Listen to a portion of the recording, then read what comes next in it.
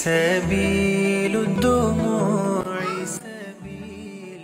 Viral এই super clay দিয়ে নামাজের জায়গাটা যে এত সুন্দর আর স্নিগ্ধ করা যায় সেটা যদি আগে জানতাম তাহলে আরো অনেক আগে বানিয়ে ফেলতাম এই দারুণ ল্যাম্পশেপটি। সাথে আপনাদেরকে দেখাবো কিভাবে 3 ঘন্টার কঠোর পরিশ্রম একেবারে ব্যর্থ হয়ে গেল, আর সেই ব্যর্থতাকে আমরা হাল না ছেড়ে দিয়ে সফলতায় পূর্ণতা করলাম।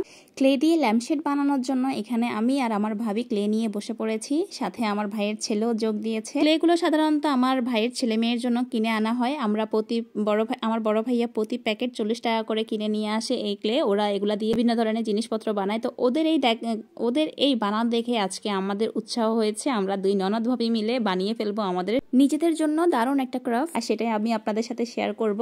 ফার্স্টে আমার ভাবি একটু একটু করে কিছু ক্লে নিয়ে নিল, তারপর সেগুলোকে ছোট ছোট সার্কেল করে নিচ্ছিল। আমার ঘরের মধ্যে যে শুধু আমি ক্রিয়েটিভ তা কিন্তু না ভাই, আমার ঘরের মধ্যে যেই আসে সেই কিন্তু ক্রিয়েটিভ হয়ে যায়। আমার দেখা দেখি দেখেন মোবাইলের উপরের ভাঙা প্রোটেক্টর গ্লাসটা পর্যন্ত সেই ফেলে নাই, ওটাও রেখে দিয়েছে ক্রিয়েটিভিটি দেখানোর জন্য। সো ওটা দিয়ে ফার্স্ট এটাকে ঘষে নিচ্ছে, মনে হচ্ছে যেন সে রুটি বেলতেছে এরকম।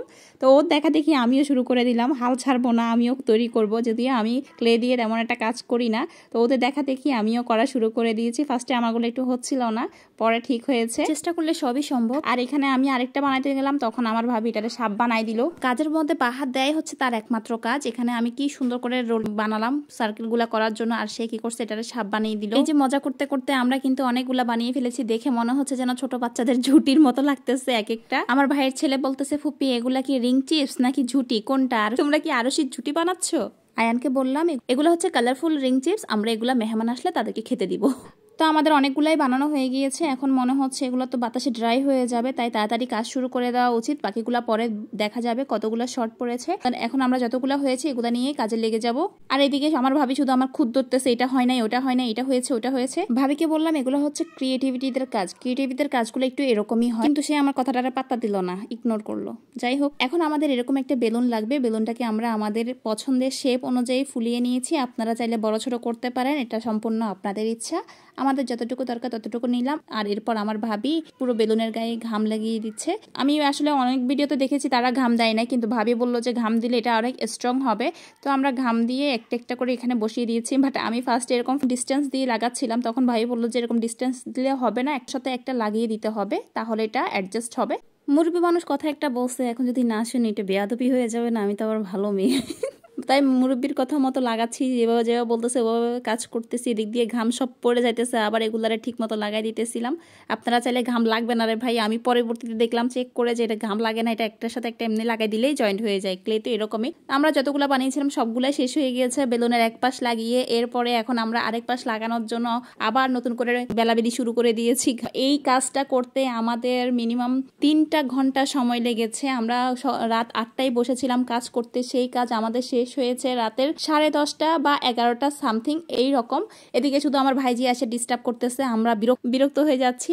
আমরা প্রথমে খুব আগ্রহ নিয়ে বসছিলাম যে হ্যাঁ আমরা এটা 1 ঘন্টার মধ্যে শেষ করব সবাই মিলে। ফার্স্টে আমি আর আমার ভাবি বসে বসে লাগাচ্ছিলাম। তো আমার ভাইয়ের ছেলে যখন দেখতেছে যে না আমরা পারতেছি না, তো ও এসে বলতেছে, ফুপি আমি তো তোমাদেরকে হেল্প করব। তাই আমি বললাম যে হ্যাঁ করো। এরপর দেখি যে ও খুব সুন্দর করে আমাদের দেখা দেখি সার্কেলগুলো বানাচ্ছিল। বানাতে বানাতে একটা সময় ও ক্লান্ত হয়ে শুয়েই পড়ছে। ও প্রায় 1 ঘন্টার মতো আমাদের সাথে কাজ করছে। ছোট মানুষ যে এতক্ষণ পর্যন্ত আমাকে হেল্প করছে এটাই আমার কাছে অনেক বেশি ছিল। যাক, ফাইনালি কষ্ট করতে করতে আমাদের এই কাজটা মোটামুটি শেষ হয়েছে। আমরা রাত্রেবেলা এই কাজ করতে বসেছি যেন ল্যাম্পশেডটা সারা রাত ড্রাই হওয়ার জন্য সময় পায়। এই তো মোটামুটি আমাদের ল্যাম্পশেডের প্রথম ধাপ কমপ্লিট হয়ে গিয়েছে। আর এদিকে এই সবগুলো হচ্ছে আমার ভাবির হাতের ক্রাফট। সে পুরো ফ্রিজটাকে ক্রাফটময় করে ফেলেছে। সারা রাত অপেক্ষা করার পর আমাদের ল্যাম্পশেডটা একদমই ড্রাই হয়ে গিয়েছে। এখন বেলুনটাকে একটা আলপিন দিয়ে ফুটো করে দিব।